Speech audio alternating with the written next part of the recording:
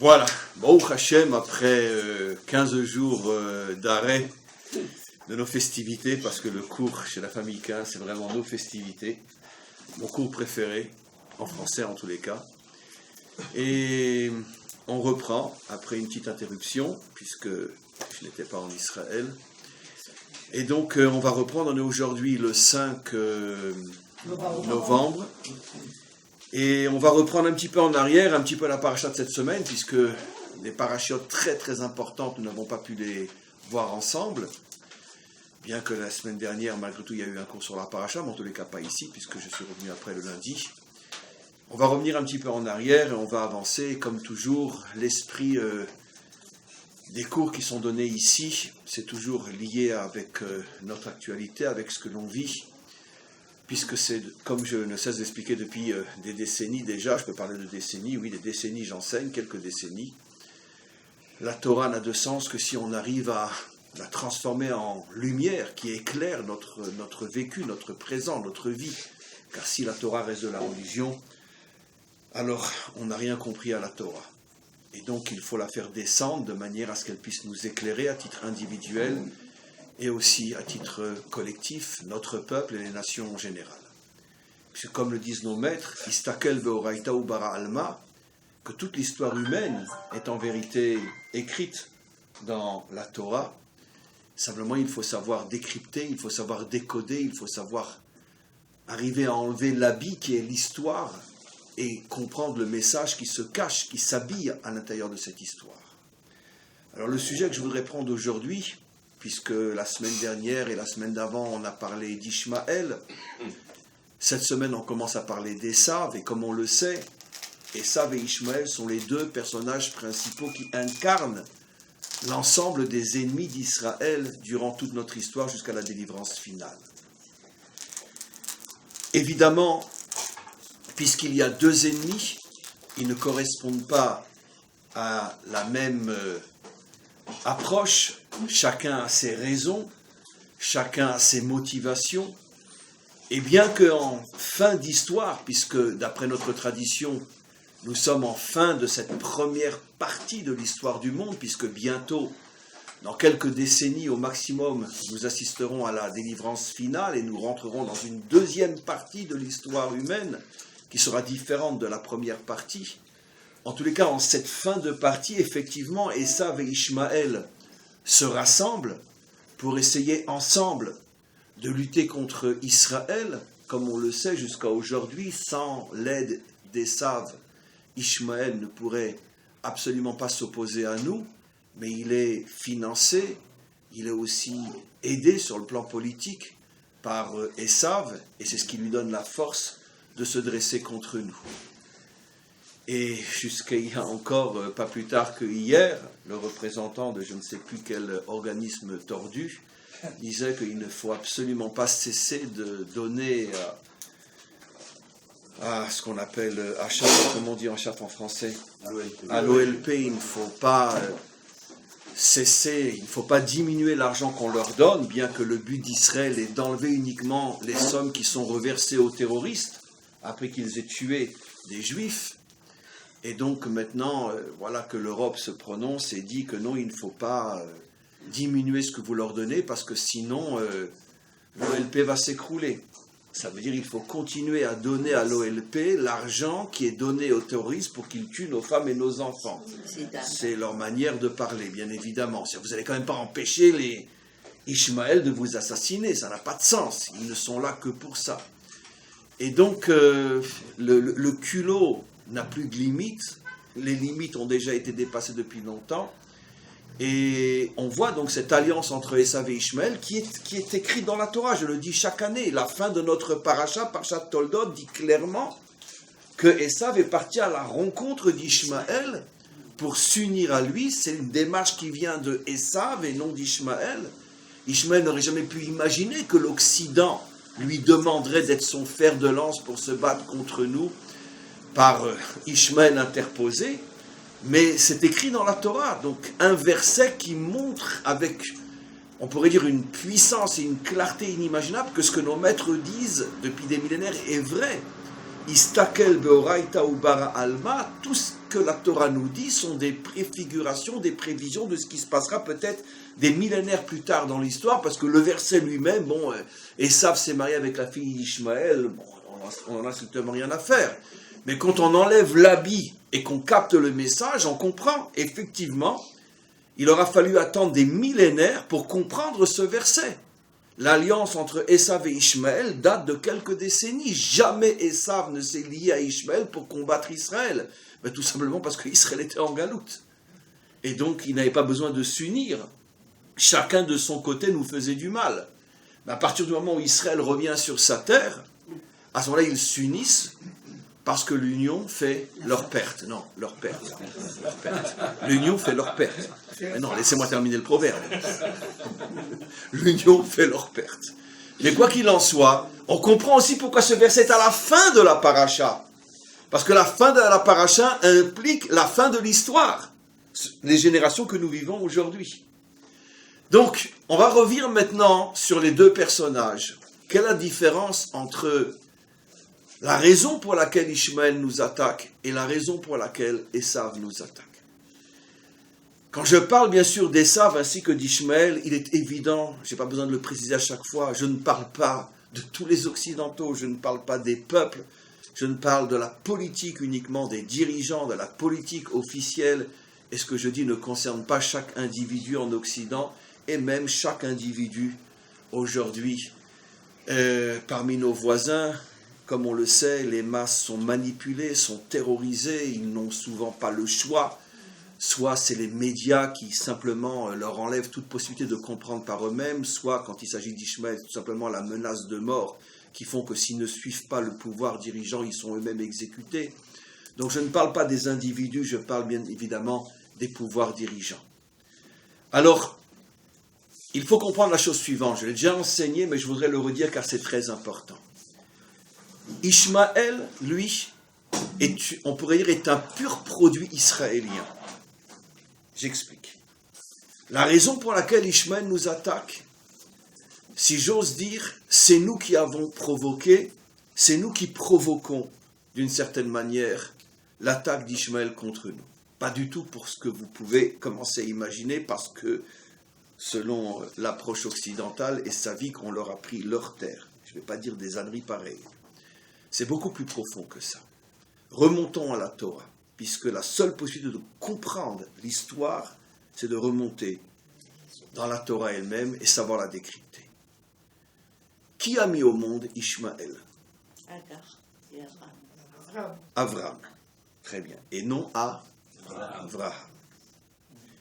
Avram avait quel âge lorsqu'il met au monde Ishmaël? 86 ans. 86 ans. Vous vous rappelez sans doute une bonne partie d'anciens cours qui sont importants aujourd'hui. Quelle est la valeur numérique? 86 ans, ça correspond à quel mot? Ha-teva, la nature. Donc, Ishmaël est mis au monde lorsque Avram, qui n'est pas notre père, Avram n'est pas notre père, d'où je sais que Avram n'est pas notre père? Il n'est pas circoncis.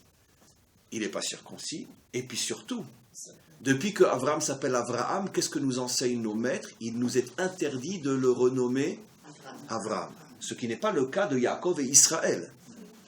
Yaakov, après s'être appelé Israël, nous continuons, parce que la Torah le fait elle-même, à l'appeler Yaakov, pour dire que Israël c'est un nom en plus, d'accord? Mais ce n'est pas un nom qui vient annuler le premier. Par contre, Avraham vient annuler le premier, pour bien nous faire comprendre que Avraham n'a rien à voir avec Avram, au point que c'est un interdit aussi grave que de transgresser, par exemple, pour nous, juifs, c'est aussi grave si on s'amusait aujourd'hui à appeler Avraham Avram, sauf quand c'est un verset où il est marqué Avram, mais si on l'appelait Avram, c'est une transgression aussi grave que de manger pour nous du jambon beurre. Oui, absolument.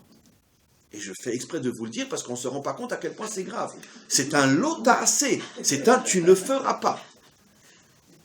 Bon, le jambon beurre, c'est pas si grave si on n'en mange pas, non? Ah, arrêtez. On a tout en Israël aujourd'hui. Mieux que le jambon beurre. Très bien. Et donc, c'est un véritable interdit de dire Avram, sans aucune raison. Pourquoi? Pour bien nous faire comprendre que ce n'est pas les mêmes personnages. On ne dit pas d'Avram que c'est Avram. Maintenant, c'est quand il est Avram qu'il met au monde Ishmaël, à 86 ans. 86 qui signifie Hateva. Et c'est quoi la nature d'Avram? C'est quoi la nature d'Avram? Sa nature, son office, son caractère, c'est quoi sa nature? Puisque Ishmaël est le produit de la nature d'Avram. Compassion. De la compassion. D'accord. En français, on dit compassion. D'accord. Absolument. C'est la compassion. Absolument. La pitié. La bonté excessive. Ça veut dire j'aime sans limite. Je ne sais pas faire les différences entre celui qui mérite mon amour et celui qui en profite. Ça veut dire c'est un amour sans logique. Maintenant, cet amour, c'était le tempérament, le ophi, la teva d'Avram, pas d'Avraham. Pas d'Avraham. La preuve qu'Avraham a commencé à changer son caractère suicidaire, d'être trop bon, c'est que pour mériter de s'appeler Avraham, qu'est-ce qu'il doit faire? Mila. Très bien, mais quel est le sens de la Brit Mila? De faire rentrer du dîn. Tu te fais mal, tu t'agresses. Et aussi tu te coupes. Tu te coupes. Dans le sens profond du terme. Parce que Avram, avant, il était... tout le monde, il est beau, tout le monde, il est gentil. D'accord? Hachem lui dit, non, je veux que tu te coupes. Dans le sens profond du terme. C'est pas tout le monde, il est beau, tout le monde, il est gentil. Il faut savoir calculer avec qui être bon et avec qui rester distant. Parce qu'il y en a qui vont profiter de ta bonté. Mais pire encore, il y en a qui vont interpréter ta bonté comme un signe de faiblesse et de lâcheté. Et celui-là, il s'appelle Ishmaël. Parce que Ishmaël, il a un tempérament qui est à l'extrême opposé d'Avram. Pas tous les hommes naissent pareils. Le grand problème, j'ai fait un cours récemment où j'ai expliqué cette notion, donc je ne vais pas trop m'appesantir là-dessus, je veux surtout vite passer à Esav, mais j'ai besoin d'Ishmaël pour introduire Esav. Le grand problème que nous avons tous, c'est que nous voulons tous enfermer les autres dans notre propre vision et ressenti. Par exemple, dans d'autres domaines, la droite voudrait que tout le monde soit de droite. La gauche voudrait que tout le monde soit de gauche. Les religieux voudraient que tout le monde soit religieux. Les laïcs voudraient que tout le monde soit laïque. Les Lubavitch voudraient que tout le monde soit Lubavitch. Les Datiim voudraient que tout le monde soit Datiim. Les Haridim voudraient que tout le monde soit Haridim. Les riches. Quoi les riches? Non, les riches ne veulent certainement pas que tout le monde soit riche. Certainement pas. J'ai compris. Non, il y a des exceptions à ce que je dis. Mais sur le plan idéologique, tout le monde voudrait que tout le monde soit comme moi. C'est ce qu'on appelle le prosélytisme dans les religions. C'est ce qu'on appelle le fanatisme dans les idéologies. Non. Toi, tu es comme tu es parce que ça correspond à ta nature. Mais lui est différent de toi parce qu'il a une nature différente. On n'est pas tous créés sur le même moule. La plus grande preuve, c'est qu'il n'y a pas deux hommes sur Terre qui ont le même ADN. Et quand je le dis, c'est ça j'ai envie d'hurler, mais mince alors, pour ne pas dire Ouais. Il n'y a pas deux hommes sur Terre qui ont le même ADN. Pourquoi tu veux que tout le monde soit pareil sur le plan religieux ou idéologique? Si sur le corps on n'est pas pareil, comment pourrait-on être pareil sur l'âme? Arrêtez de vouloir que tout le monde soit pareil. Ça, Avram, heureusement que nous on n'a rien à voir avec ce personnage, Avram ne l'a pas compris. Avram a fait une grande erreur. Avram, lui, il a vu le bon côté qui était en lui. Un homme qui a envie de sauver l'humanité tout entière. Un homme qui a de la compassion, de la pitié, qui a de l'amour à en déborder pour le monde entier. Et il croit que tous les hommes vont comprendre que cette qualité, c'est la qualité suprême. Et vont forcément le respecter pour la qualité qu'il a. Hachem lui donne une claque dont il ne se remettra pas. Et cette claque, elle nous fait mal jusqu'à aujourd'hui, parce que combien d'Avraham sont encore en nous? Bien sûr. Il fait naître Ishmaël, avec un caractère qui est à l'extrême opposé d'Avraham, Ishmaël, lui, il a un caractère, il a une mentalité, et c'est pas péjoratif ce que je dis. C'est pas péjoratif ce que je dis. Ou lui, c'est un autre genre. Lui ne comprend que la rigueur, que la force, que le courage. Lui, c'est un guerrier. La compassion, il oublie le mot passion, il lui reste que les premières lettres. Voilà. Il ne comprend pas ça. Non, lui, la passion, il comprend ce que c'est, mais la passion dans le feu, la passion dans la guerre, la passion dans le courage, la passion dans la détermination. Mais la compassion, il ne comprend pas ce mot-là. Il n'entend que les 3 premières lettres. Et donc, devant Ishmaël, quand tu fais preuve d'amour exagéré, il te prend vraiment pour un malade mental. Et il comprend qu'il faut débarrasser le monde de ces malades mentaux. Vous savez, des fois, on a un problème avec quelqu'un. C'est à moi, c'est à toi.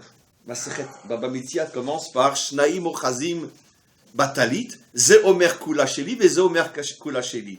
La réponse, elle est typiquement juive, vous allez voir. 2 personnes qui se disputent un objet. Les 2 disent, c'est à moi, non, c'est à moi. Quelle est la loi dans la Torah d'Israël? Quelle est la loi? On partage. Ishmaël, il entend une voix pareille, il dit, mais ils sont malades. Tu te bats jusqu'à ce que tu récupères ton bien. Ou tu meurs parce qu'il est plus fort que toi, ou tu le tues parce que tu es plus fort que lui. Ça veut dire, on partage, c'est à moi, pourquoi partager? Quand Ishmaël, il lit le Talmud, et qu'il voit que les Juifs disent, on est prêt à partager ce qui est à nous, il dit, mais c'est des malades mentaux, ces gens-là. Il a raison, Ishmaël. Mais 100%. Selon son tempérament, il a 100% raison. C'est ce que nous n'arrivons pas à comprendre, parce que nous, on est complètement pourris par l'esprit occidental, qui ne comprend pas qu'il y a des hommes qui ne pensent pas comme toi. Il a 100% raison. Ishmaël, il dit, c'est à moi, d'accord, je me bats jusqu'à ce que je gagne ou je perds, mais je ne partage pas. Comment voulez-vous que Ishmaël nous respecte quand on est prêt à partager Jérusalem? Mais comment voulez-vous? Mais il a envie de prendre un balai et nous balayer. Il dit, mais ça, c'est des détritus, ce peuple-là. C'est pas des humains. Partager ta capitale. Mais si c'est la tienne, tu dois être prêt à mourir pour elle. Et si tu es prêt à la partager, c'est donc la preuve que c'est pas la tienne. C'est comme ça que lui comprend. Ça veut dire que chaque juif qui meurt dans ce pays, c'est la faute à qui? C'est pas la faute à Ishmaël.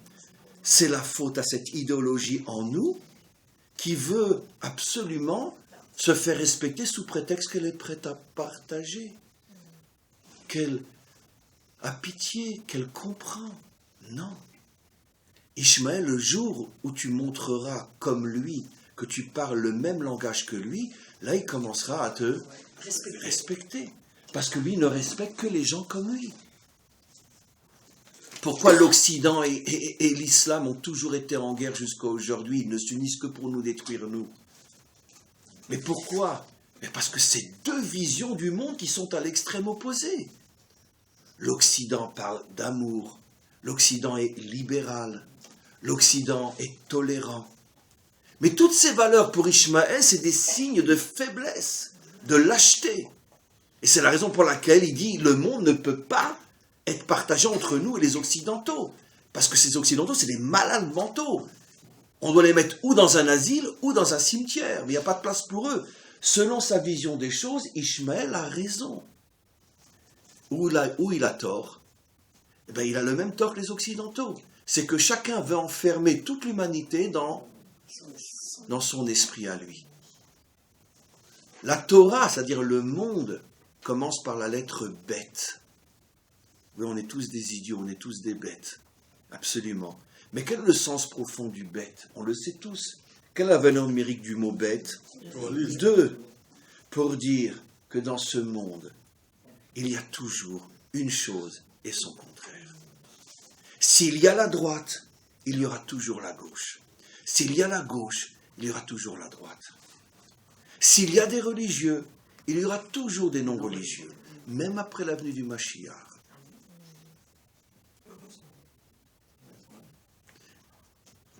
J'explique. Ça veut dire que même le jour où Hachem sera roi sur toute la terre, et que les non-religieux d'aujourd'hui ne seront plus non-religieux comme ils le sont aujourd'hui. Mais malgré tout, leur approche du divin sera aussi différente de l'approche des religieux d'aujourd'hui demain que l'est aujourd'hui la manière d'être juif d'un laïc et la manière d'être juif d'un orthodoxe. Vous comprenez ce que je veux dire? La distance restera, même si évidemment qu'après la délivrance, évidemment que tous les juifs mangeront cachère. Évidemment. Mais malgré tout, il y aura toujours une différence d'approche. Il y aura toujours une différence de caractère. Jamais tous les juifs seront ultra-orthodoxes. Il y aura toujours des différences qui feront que finalement, même après la venue du Mashiach, un juif orthodoxe regardera un autre juif avec le même regard qu'un juif aujourd'hui regarde un juif laïque. Parce que l'habit changera. Tout le monde mangera cachère. Mais l'essence, l'approche restera différente. Ça ne sera pas la même. Parce que le maître du monde veut que dans ce monde, il y ait une chose et son contraire. Pourquoi? Parce que la finalité du monde, c'est Bayom Haoui Hashem Echad. Comment on traduit? Dieu sera un. Un. Mais un, en hébreu, c'est l'absolue différence de l'uniformité, qui vient du mot uniforme. Uniforme, on est tous pareils. D'accord? Et l'uniformité, c'est l'absolu contraire de l'unité. L'unité, c'est la réunion des contraires. L'uniformité, c'est la disparition des contraires. Tu fais rentrer tout le monde dans le même moule, on est tous des robots, Heil Hitler, ou peu importe. J'ai que mon rabbi, j'ai que ma religion, j'ai que ma laïcité, j'ai que ma droite, j'ai que ma gauche. C'est une forme beaucoup plus soft de Heil Hitler. Ça veut dire on se réunit tous autour d'un même concept. Et ça, c'est l'uniformité qui est l'absolu contraire de la Torah. Comme des milliers d'autres, vous allez voir à quel point, dans les moindres détails, l'histoire que l'on vit correspond à des secrets inimaginables. J'étais ce Shabbat à Hebron, Shabbat Chayei Sarah. Des milliers de Juifs venus de tout Israël, surtout des jeunes. Et vous savez que toute l'année, le Echal de Yitzhak, le Oulam de Yitzhak est fermé. On ne peut pas y rentrer. Pourquoi? Parce que c'est la mosquée principale des musulmans. 2 ou 3 fois par an, on l'ouvre et on a prié là-bas les 3 prières de Shabbat, le vendredi soir, Shabbat matin, Shabbat après-midi, Shabbat soir aussi, Motzei Shabbat, on a prié dans le Oulam de Yitzhak et de Rivka, bien sûr. Mais on peut se poser une question purement théorique, mais dont la réponse est bouleversante.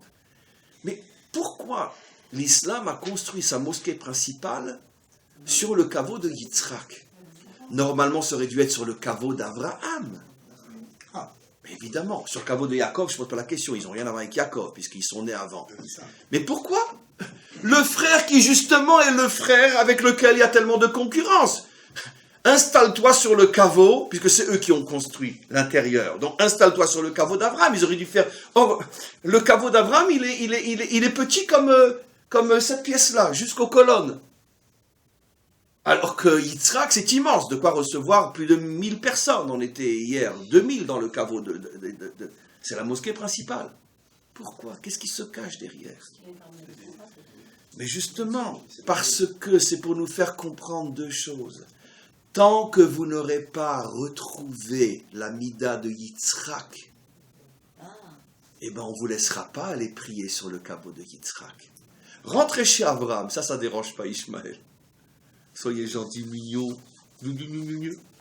Ça ne dérange pas. D'accord? Ça fait des mois qu'on est agressé tous les jours dans le sud-ouest. On ne réagit pas. On ne réagit pas. Bon, encore une terre brûlée, encore un champ brûlé, encore... Bon, c'est pas grave. On ne réagit pas. Vous imaginez les Français dans cette situation? Mais ça serait déjà la 5e guerre mondiale. Vous imaginez un peuple occidental qui tous les jours reçoit des ballons incendiaires sur ses champs? Vous imaginez? Mais ça serait déjà la guerre atomique. Les Juifs, ils sont mignons, gentils. Voilà. C'est nous, c'est notre défaut. Ça nous accompagne jusqu'à aujourd'hui. C'est comme ça fait partie de nous. Puisque la Torah parle d'Abraham, même si le vrai Juif, c'est plus Abraham, mais qu'en irait qu'Abraham est encore en nous. Et donc, il continue. C'est la raison pour laquelle le caveau de Yitzhak est fermé pratiquement 360 jours sur 365. Mais c'est évident le message. Hachem nous dit, vous n'avez pas le mérite de rentrer là. Vous n'êtes pas des Yitzhak, vous êtes des Abraham. Ou des Avram plutôt. Le jour où vous serez des Yitzhak, alors ça sera nouveau à vous. Pour l'instant, allez chez Abraham. Vous n'êtes pas des guerriers. Des vrais, en tous les cas. Ou vous n'êtes pas des guerriers qui pouvaient vous opposer à Ishmaël. Lui, c'est un guerrier, pas vous. Et c'est vrai, malheureusement. Ah, il n'y en a parmi nous des guerriers, mais ils ne sont pas à la tête de l'État, et ce n'est pas la direction réelle qu'a notre politique aujourd'hui. Voilà ce qui se passe. Une autre raison qui est liée à la première, pourquoi ils ont construit la mosquée sur le caveau de Yitzhak et de Rivka, et pas sur le caveau d'Abraham, c'est comme pour nous dire aussi, c'est à l'envers, la même chose. Je ne vous laisserai pas retrouver Yitzhak. On ne vous laissera pas. Et comment? Ben ça, ils se servent des saves, qui se servent aussi de lui, avec tous ses beaux discours, etc., etc., etc. Ces discours, il faut comprendre, ce pauvre Ishmaël, etc. Et donc, comme nous, on est très sensible à un discours très amoureux, très compassionnel, automatiquement, ben, on tombe dans le panneau. Voilà. Alors, ça, c'est ça. Ça, c'est Ishmaël, oui. Donc, c'est-à-dire qu'Ishmaël a reconnu la force d'Israël. Justement. Alors, c'est pour ça, justement, c'est pour ça que je vais terminer, que la semaine dernière, on a la solution. Je l'ai enseigné aussi, comme notre ami le dit. Quand c'est que nos maîtres nous disent que Ishmaël fait teshuva, et à notre niveau, fera teshuva, à la mort d'Abraham. Lorsque le modèle de la compassion disparaît, et qu'il ne reste plus que le modèle de la rigueur, à ce moment-là, Ishmaël fait teshuva. La semaine dernière, Ishmaël fait teshuva, disent nos maîtres, il y a une allusion dans le verset, au moment de la mort d'Abraham. Lorsque le peuple juif retrouvera sa dimension Yitzhak, à ce moment-là, non seulement le Oulam d'Yitzhak sera ouvert toute l'année, mais surtout, Ishmaël fera teshuva. C'est intéressant. Pourquoi nous dit-on qu'Ishmaël fera teshuva? Pourtant, avec tout ce qu'on subit de lui, on a presque envie de dire qu'il ne fasse pas teshuva et qu'il aille au diable. Non. Pourquoi? Parce qu'en vérité, il n'est pas vraiment responsable de ce qu'il nous fait. On est en grande partie responsable. Puisqu'il réagit comme ça, parce qu'il a en face de lui une identité qui n'est pas la véritable identité d'Israël. Et si depuis le départ, on s'était comporté avec lui comme Yitzhak, ça fait longtemps que on aurait fait la paix avec lui. Je dis pas une paix, je t'aime, tu m'aimes, je dis pas ça. Même si c'est une paix froide comme on a avec l'Égypte depuis 40 ans, ou comme on a avec la Jordanie, ou comme on commence à avoir maintenant avec l'Arabie Saoudite. On aurait plus ou moins vu. C'est ça, bon, quand on dit qu'Ishmaël va faire teshuva, on ne s'attend pas à ce qu'il va mettre une kippa sur la tête. Enfin, il en a déjà une. Mais bon, ça, c'est pas de ça qu'on parle. On parle qu'on arrivera à vivre ici et qu'il nous foutra la paix. Mais pour ça, il faut retrouver la dimension Yitzhak. Donc, c'est la raison pour laquelle nos maîtres nous disent fera teshuva, parce qu'en vérité, c'est toi qui l'as créé. C'est toi qui l'as créé, comme c'est toi qui l'as créé. Après la guerre des 6 jours. Un exemple. Par centaines de milliers, ils ont quitté Hebron. Vous savez pourquoi? Parce qu'ils avaient peur que l'armée d'Israël se venge après le pogrom de 29. D'accord? Et ils ont quitté aussi le Harabaït. Le responsable du WAC est venu et a remis à un officier israélien, je ne sais plus son nom, les clés du Harabaït. Quand Dayan a entendu ça, il a couru derrière en hélicoptère, il leur dit « Mais revenez, c'est pas à nous, c'est à vous !» Que Dieu ait son âme. Mais vous imaginez? C'est lui qui gagne, et c'est lui qui dit « Mais revenez, mais revenez, revenez !» Alors, comment eux ont compris ça depuis 67? C'est bien la preuve qu'ils savent que c'est pas à eux. Ils n'ont pas compris comme éventuellement un occidental aurait pu comprendre. Waouh, quelle grandeur de cœur, quelle générosité. Alors s'ils sont vraiment comme ça, je me suis trompé sur eux. Bon, alors on va essayer de s'arranger avec eux. Eux, comment qu'ils l'ont compris? Mais c'est bien la preuve, c'est des lâches. Ils nous mettent, ils gagnent, on s'en va et ils nous ramènent. Comment Ishmaël comprend? C'est bien la preuve, c'est à nous. On a fini la première partie du cours. Deuxième partie du cours. Esav. On a encore une demi-heure. Esav, lui, son problème, c'est pas notre nature qui l'a créé, puisque Yaakov et Esav sont nés au même moment.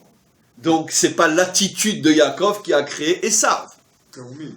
Esav, c'est des jumeaux. Dans le sens profond du terme, ça veut dire qu'il n'y a aucune possibilité de dire que Yaakov a créé Esav. Il est ce qu'il est, indépendamment de Yaakov. Même si on va d'après nos midrashim, déjà dans le ventre de leur mère, ils se disputaient, etc. C'est bien sûr, c'est une métaphore, il ne faut pas le prendre à la lettre. Mais pour dire que déjà dans leur essence, ils sont différents. Ça n'a rien à voir avec une erreur qu'aurait pu faire Yaakov à l'égard de Esav. Alors évidemment, le sujet est d'une profondeur infinie, puisque Esav incarne finalement le dernier exil d'Israël qui dure depuis 2000 ans. Je parle encore une fois, bien sûr, de l'idéologie dominante, je ne parle pas des individus. Et donc, on est en exil depuis 2000 ans, sous le règne de Esav. Ce qui veut dire que c'est quelque chose c'est un sacré morceau de comprendre finalement le problème qu'on a avec lui. Et c'est évidemment pas dans le cadre d'un cours d'une demi-heure qu'on va même commencer à effleurer le problème, mais malgré tout, on a une approche possible. Je vais commencer par un autre chemin. Moi, en ce qui me concerne, il m'aura fallu plusieurs décennies pour comprendre réellement, profondément, que l'antisémitisme n'existait pas. Il n'y a pas d'antisémite sur Terre. Attendez, je vais vous dire ce que je pense. Il n'y a pas. C'est-à-dire que l'antisémitisme, c'est un mot inventé, c'est un masque qui voile le véritable problème, qui est plus simple que de dire bonjour.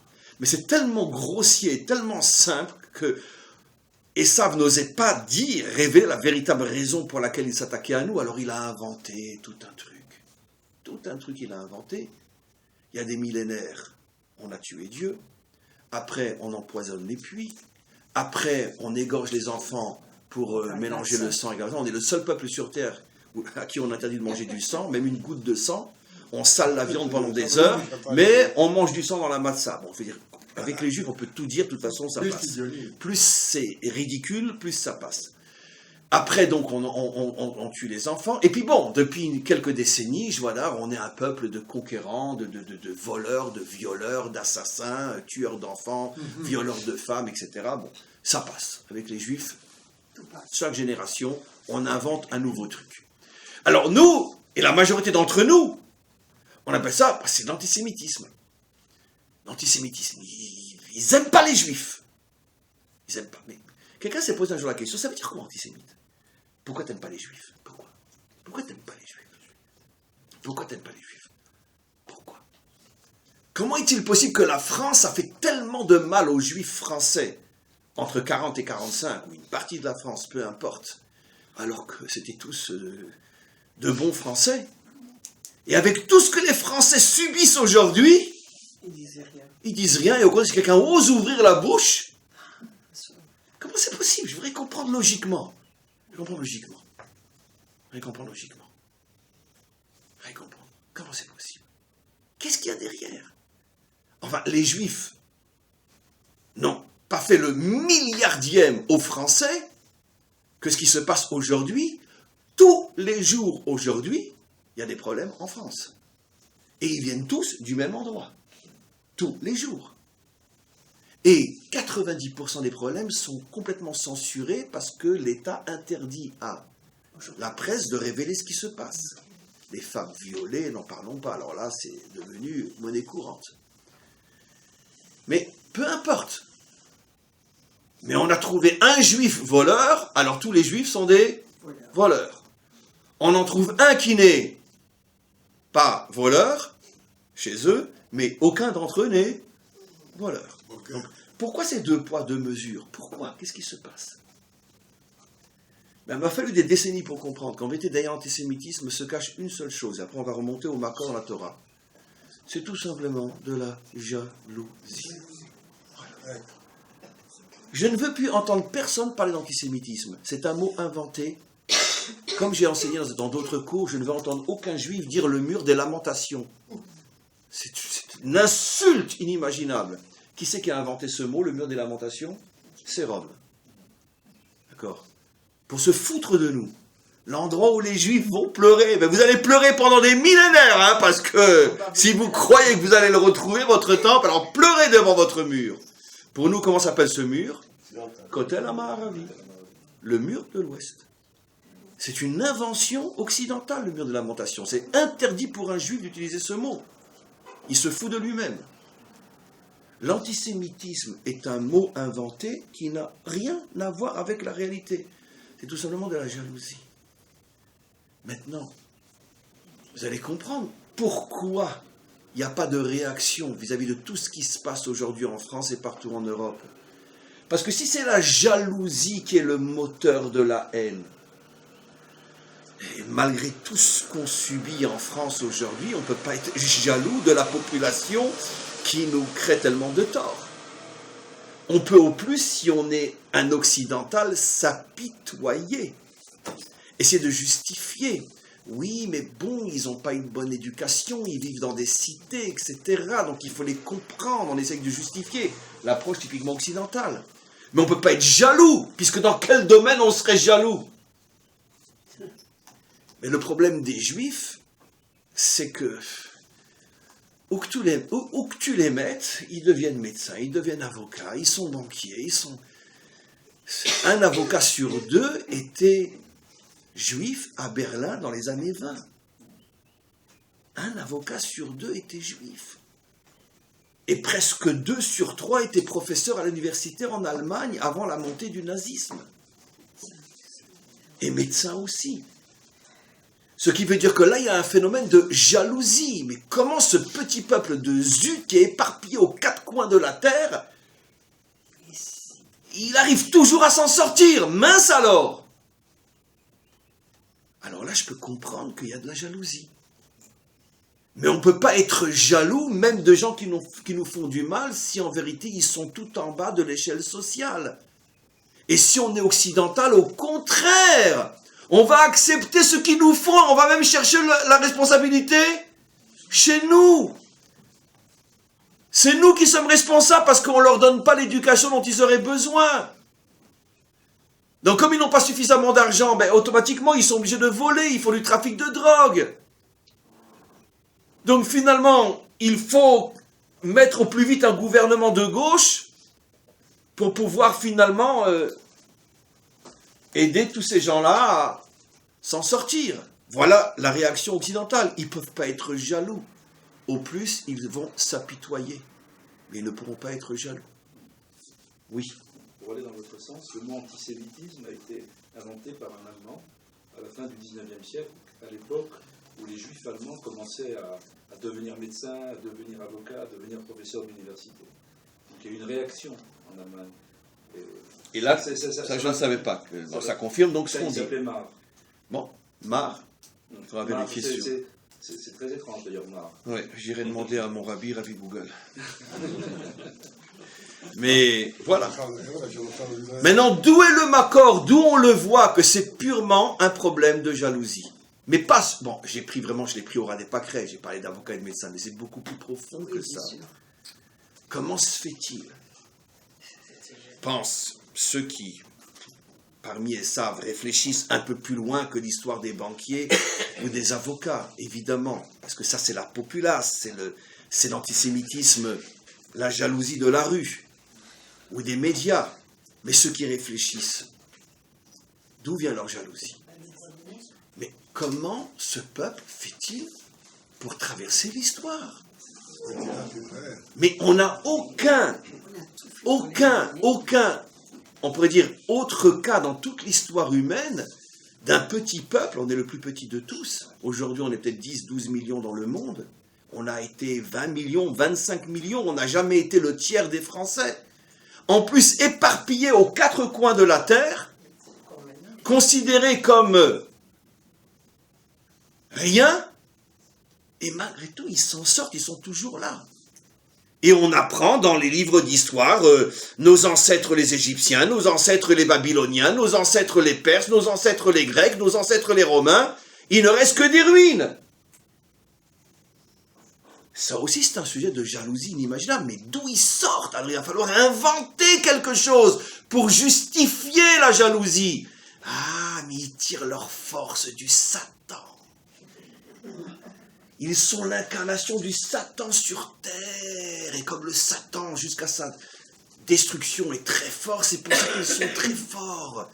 C'est le peuple du diable. Et ça marche. Mais au départ, alors évidemment, une fois qu'on entend après un sermon le dimanche matin que c'est le peuple du Satan, évidemment ils vont tous sortir avec des haches. Mais au départ, ça c'est uniquement le masque. Ce qui a créé le masque, c'est tout simplement un problème de jalousie. Eh bien, c'est toute notre paracha. À partir de quand, dans notre paracha, il est dit « Vaïstom Esav et Yaakov ».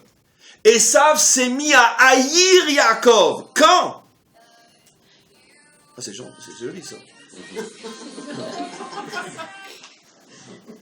Elle est en train de chanter et nous dire « Non, on vous aime ». Et donc, quand il a commencé à haïr? Eh bien, quand Yaakov a reçu les bénédictions à sa place. Alors là, il a commencé à dire « Oh, j'ai trouvé le truc pour le diaboliser, ce Satan. Sale voleur, sale banquier, sale tueur d'enfants, mangeur de sang, empoisonneur de puits. » Pourquoi c'est malhonnête? Mais parce que c'est toi qui lui as vendu le droit d'aînesse. On va expliquer plus profondément. Donc, la bracha, elle va à celui qui a la bechora. C'est le même mot en hébreu. C'est les mêmes lettres. Ça, j'ai déjà fait ce cours. Bechora, bracha, c'est les mêmes lettres. Reçoit la bénédiction celui qui accepte le droit d'aînesse. Comme tu as vendu ton droit d'aînesse, tu veux le beurre et la crème du beurre, mais tu veux pas élever la vache, tu veux le résultat, tu veux le fruit, mais tu veux pas des mois de travail pour que l'arbre donne les fruits. Tu veux la bracha, mais tu veux pas la bechora. Et pourquoi tu veux pas la bechora? Rashi explique. Yaakov a dit Esav a dit à Yaakov, mais qui comprend ce verset qui est tellement simple malgré tout? Il dit non, j'en veux pas parce qu'Anochi olair lamout, parce que je vais mourir. Quel âge ils avaient? Ils avaient 15 ans d'après notre tradition. Mais peu importe, même si on n'a pas notre tradition. Que ça veut dire? Je ne veux pas de la Bechora parce que je vais mourir. Vous savez, même un homme de 95 ans, si on lui paye une belle villa à Miami, il ne va pas dire « Non, je vais mourir, j'en veux pas. » Ici, à plus forte raison, on lui donne 1 million d'euros, il ne va pas dire « Non, mais je vais mourir, j'en ai pas besoin. » Qu'est-ce que ça veut dire « Anochi olech lamout » Je vais mourir, je ne veux pas la Bechora. À plus forte raison que d'après notre tradition, ils avaient tous les deux 15 ans. À 15 ans, un homme regarde, non, je ne veux pas me marier parce que je vais mourir, je ne veux pas avoir d'enfants parce que je vais mourir, je ne veux pas manger parce que de toute façon je vais mourir, mais aujourd'hui tu es vivant. Personne ne pense à demain. On essaye justement de le refouler le demain.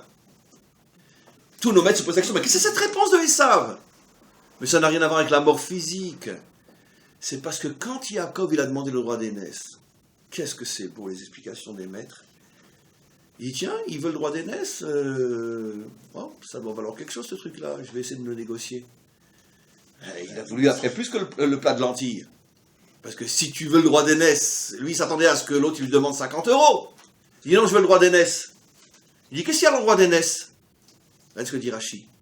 Le droit d'aînesse c'est très compliqué parce que c'est le service divin, le droit d'aînesse, effectivement, toute la tradition biblique, c'est le Bechor qui est censé servir Dieu. Mais Yaakov lui révèle, il lui ment pas. Il dit, mais sache que tu sais, être le Bechor, c'est pas évident. Parce que servir Dieu, c'est pas évident. Regardez ce que dit Rashi. Parce que Dieu, il est très très sévère. La moindre fausse note et paf, il te rentre dedans. Si tu fais la moindre erreur dans le service divin, il te rentre dedans. Parce que le Dieu des Juifs, c'est pas le Dieu de l'amour. C'est un Dieu qui cogne. Très bien. Il est très Ishmaël, le Dieu des Juifs. Ben oui, il cogne. Quand Esav, il entend ça, il dit, non, si c'est ça le service divin, mais garde-le pour toi, j'en veux pas. Et il l'a vendu. Après, maintenant tu veux le beurre et la crème du beurre, alors tu as vendu ton droit d'aînesse, c'est qui le voyou? Dis la vérité. Pourquoi Yaakov t'a pris les bénédictions? Parce que c'est toi le voleur. Alors que tu as vendu le droit d'aînesse, quand ton père t'a dit, viens, je te bénis, qu'est-ce que tu aurais dû lui dire? Mais papa, c'est pas à moi que reviennent les brachot, c'est à Yaakov, je lui ai vendu le droit d'aînesse. Et toi l'ordure, qu'est-ce que tu dis? Ah oui, je vais être béni, hein? C'est Yaakov qui se prend tous les coups, c'est toi qui prends les bénédictions? Traduit dans un langage moderne, ça veut dire quoi? Quand Hachem, disent nos maîtres, est venu sur le mont Sinaï proposer la Torah au monde entier, ils ont refusé, pourquoi? Ils ont dit, attends, la Torah c'est Auschwitz, c'est Treblinka, ça ne nous intéresse pas ça. Les pogroms? Non, se faire couper en petits morceaux le dimanche matin? Mais non, jamais de la vie. Ça ne nous intéresse pas ça. Parce que toi tu es un Dieu qui frappe, mon vieux. Nous on cherche un Dieu gentil. Mais un Dieu comme toi on n'en veut pas. Qui est le seul peuple qui a accepté de traverser l'histoire en se faisant cogner 24 heures sur 24 pendant des millénaires? C'est nous. Alors maintenant, vous êtes jaloux parce qu'on a une bracha, parce qu'on réussit, mais on le paye cher, notre droit de réussite. C'est vrai, aujourd'hui, on s'appelle Medinata High-Tech, on s'appelle le pays de l'informatique, mais on a laissé derrière nous 2,5 millions d'enfants brûlés vifs pour avoir cette bracha. Alors, les 2,5 millions d'enfants, c'est chez nous, mais la bracha serait chez vous? Ça, c'est l'hypocrisie d'Esav. Il nous en veut de réussir, mais il veut surtout pas être comme nous. En plus, dans le cas d'Esav, c'est lui qui a brûlé vif nos enfants.